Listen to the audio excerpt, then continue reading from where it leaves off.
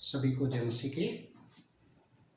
आज हम लोग परमेश्वर के वचन से उन विषयों पर बातचीत करेंगे जैसा कि कोरोना वायरस का जो संक्रमण लगातार बढ़ते हुए जा रहा है और जैसा अभी दिल्ली के अंदर और बहुत सारे स्टेटों के अंदर, बॉम्बे के अंदर, महाराष्ट्र के अंदर, यूपी के अंदर फिर से लॉकडाउन को आगे बढ़ाने के लिए, दोबारा से लगाने के लिए जो अभी इस तरीके के प्रोग्राम्स चल रहे हैं, इससे एक बात जाहिर होता है कि जो समस्या, जो महामारी आज पूरे विश्व के अंदर एक विकराल रूप को ले चुकी है, उससे हमें बचने के लिए क्या उपाय करने चाहिए, बाइबल इसके विषय में क्या बताती है।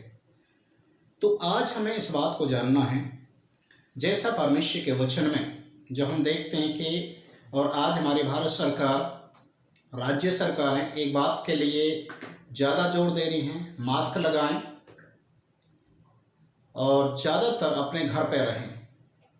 ये क्यों घर पर रहने के लिए, स्टे एट होम के बारे में क्यों ज़्यादा बोला जाता है, ताकि हम सेफ रह सकें।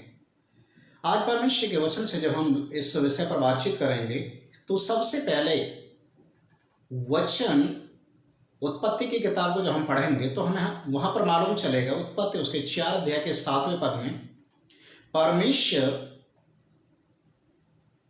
जब कैन से बातचीत करता है तो एक बात को कहता है, यदि तू भला करे तो देख तेरी भेंट ग्रहण ना की जाएगी, देख पाप द्वार पर छिपा हुआ है। अजीजो, हम आज बहुत सारी एडवर्टाइज को देख रहे हैं टीवी के अंदर कि लोग बाहर जाते हैं और जब घर में आते हैं तो कुछ ना कुछ समस्याओं को या कोरोना वायरस जैसे संक्रमण को लेकर आ रहे हैं। बाहर द्वार पर पाप छिपा हुआ है। इस पाप के ऊपर आपको विजय पाना है तो आपको अपने घर के अंदर रुकना और सेफ होना बहुत जरूरी है। आज सारी राज्य सरकारें, केंद्र सरकार इसके ऊपर जोर दे रही है कि हम सेफ रहें और अपने घर में रहें। परमेश्वर का वचन कहता है कि जब कैन को परमेश्वर का वचन याद दिलाता है कि तू अपने घर में है, सेफ है, पर यदि तू घर से बाहर निकलता है तो देख द्वार पर पाप छिपा हुआ है। अजीजो, इस बात को हमें समझना है कि आप घर के अंदर हैं, सुरक्षित हैं, घर से बाहर हैं, आपके ऊपर कोई भी संक्रमण, कोई महामारी आपके ऊपर अटैक कर सकती है। यहाँ तक कि परमेश्वर के एक बहुत बड़ा एक वादा हर एक विश्वासी लोगों के लिए, भजन संहिता 51 अध्याय के 10 पद को जब आप पढ़ते हैं, भजन संहिता 51 अध्याय उसके 10 पद, वहां पर लिखा है, तेरे डेरे के नजदीक कोई भी रोग नहीं आएगा। तेरे डेरे के नजदीक, इसका मतलब तू घर के अंदर है, सुरक्षित है, घर के बाहर में समस्या है, पीड़ा है, परीक्षा है, सब कुछ है, कोरोना वायरस जैसा कहर है। इसलिए यदि तुझे अपने घर के अंदर रहना है तो तेरे घर की सुरक्षा और तेरी सुरक्षा तेरे परमेश्वर के हाथों में है। इसलिए जरूरी है कि हम इस बात को समझें और जानें कि परमेश्वर का वचन हमें इस बात को याद दिलाता है कि हमें सुरक्षित हो रहना है और प्रभु के आशीषों में बढ़ना है।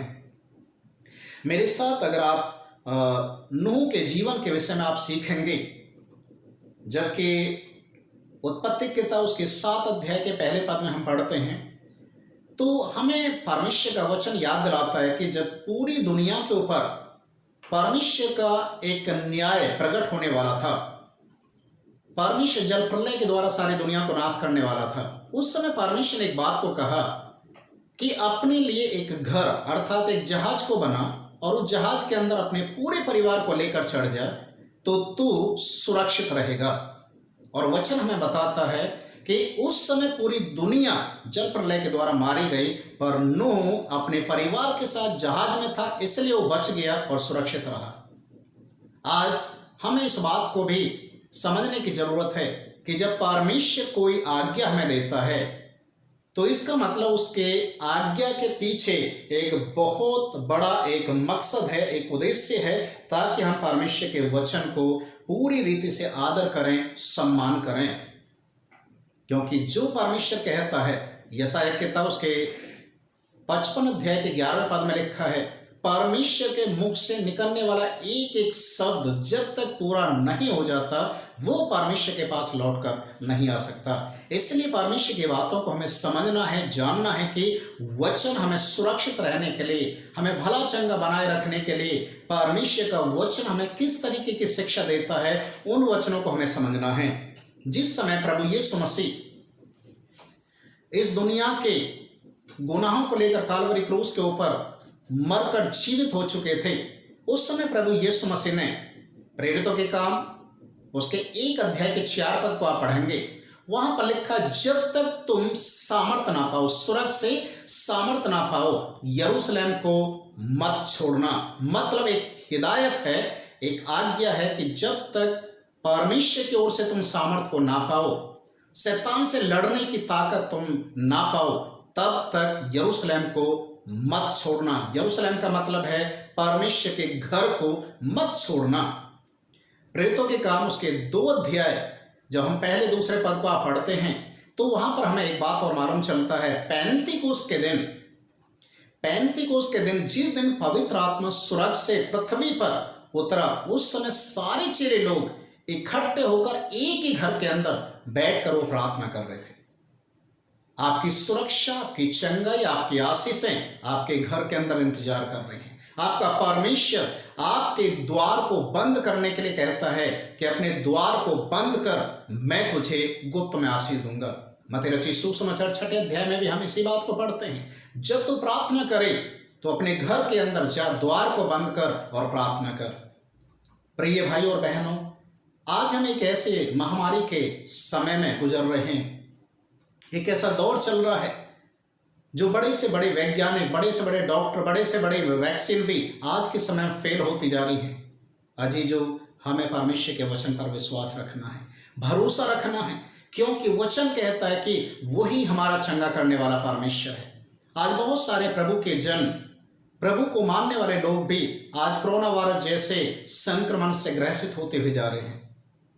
आज आपको अपने आप को सुरक्षित रखना है।